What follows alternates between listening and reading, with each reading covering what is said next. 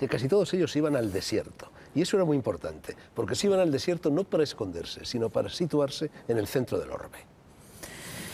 Sí, efectivamente. Bueno, aquí en la lectura de mi libro hay muchas connotaciones. En realidad, un enigma, es decir, planteado por San Pablo en una de sus cartas, concretamente me parece que es la de Tesalonicenses, que invita a los cristianos a orar sin cesar. Entonces, de pronto los cristianos incipientes dicen, ¿cómo es esto posible? Si al menos dormimos, comemos, charlamos como estamos en este momento, ¿no? Y entonces eso es un enigma que los cristianos, un sector amplio de los cristianos, se plantea resolver.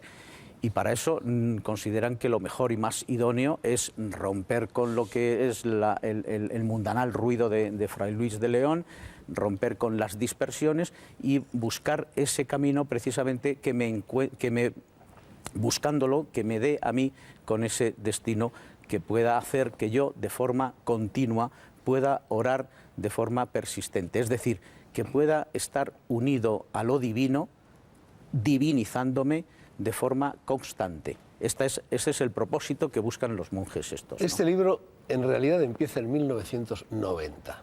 En un curso de los cursos complutenses de verano del Escorial que dirigía yo, en el que estaba también Antonio Piñero, y en el cual tú pronunciaste una conferencia que se llamaba Esiquía, el yoga cristiano. Y todos nos quedamos sorprendidos, descubrimos que precisamente en el cristianismo había una influencia extraordinaria de las religiones orientales. Elementos que tú citas en este libro como los chakras, como los mantras, que son como las jaculatorias, el uso de la respiración, del pranayama, las artes marciales, en los santos népticos, en los monjes guerreros y, por supuesto, la meditación entendida como lo contrario de la reflexión. Es que hay con relación a este enigma, los monjes meditando sobre sí mismos, ellos consideran, claro, que el cristianismo había aportado para Occidente y para la tradición pagana, en el fondo, una novedad.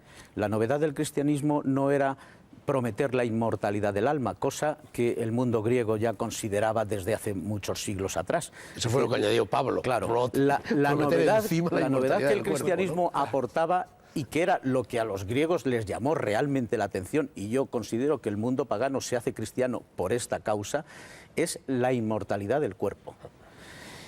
Los cristianos, estos cristianos que comienzan a meditar cómo yo puedo divinizarme, porque como Antonio Piñero tiene una virtual distinción y muy acertada, me parece a mí, entre el Jesús judío y el Jesús cristiano. El Jesús cristiano es el Jesús... De eso vamos a hablar en la segunda parte del programa. El Jesús cristiano es aquel que dice, Dios se hace hombre para que el hombre pueda convertirse en Dios. Este es el tema principal de todo ese combate.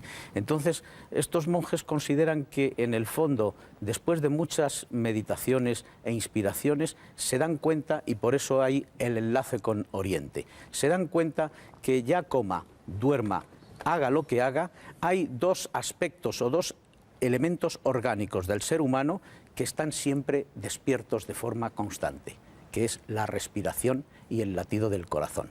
Entonces ellos llegan a la conclusión de, si yo consigo instalar una oración sencilla a través de la respiración en el corazón, aunque yo duerma, mi corazón late. Y si mi corazón late con la oración instalada en el corazón, yo estoy orando constantemente, estoy unido a la divinidad y me estoy divinizando. Y ese es el origen de todo esto. Es curioso. Y entonces inventan un mantra, que es la oración monológica de Jesús, repitiendo de forma incesante el nombre de Jesús, como en Oriente el Om, en fin, cualquier otro. Como los sufíes dicen, Alá, Alá. Llegan a descubrir incluso los asanas hindúes, es decir, la forma de sentarse, la forma de introducir el espíritu a través de la respiración, introduciéndolo en el abdomen y luego, que es el jara, el centro universal de nuestro ser primordial, e instalando la oración en el corazón, de tal manera que consideran que, como el latido del corazón es incesante, si ese latido del corazón reproduce la oración que yo, gracias al mantra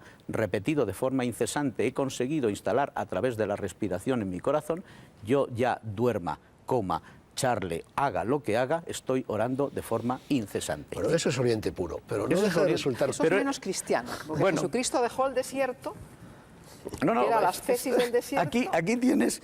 No me ha llegado tu libro, no lo he podido leer. Pero a mí me interesa mucho porque, en concreto... ¿cómo que no es cristiano? El corazón de Jesús.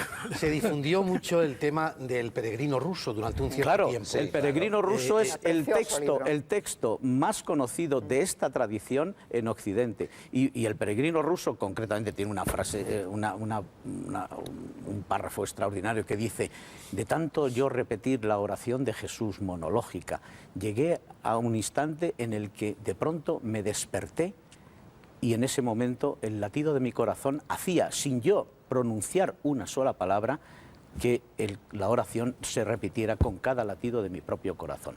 Había conseguido la proeza. Sí, pero mi pregunta es, ¿por qué esto, así como por ejemplo el zen y el yoga está teniendo cierto éxito, incluso un cierto budismo, hay bastantes budistas en España ya, ¿no? Sí.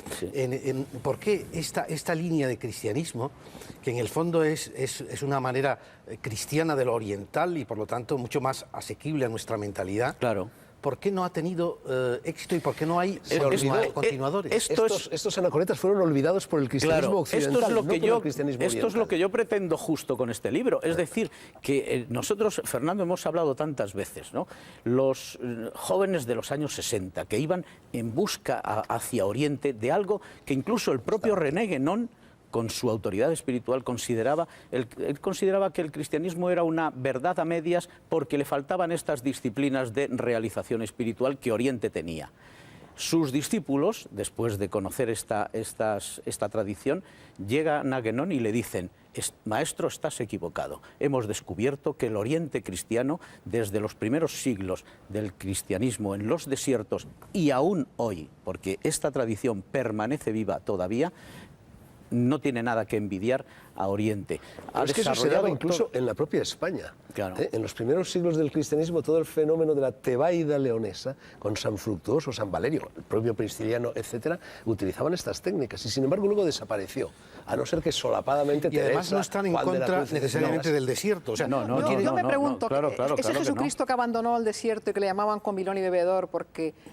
¿Cómo encaja en esto? Pero es que la respuesta, yo creo que tú me parece que lo dices en tu libro, que me lo he leído con fervor.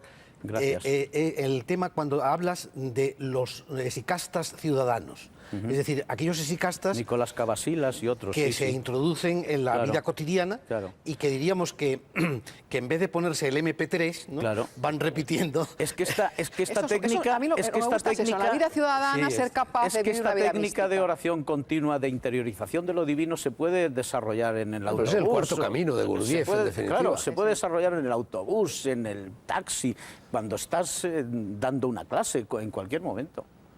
Bueno,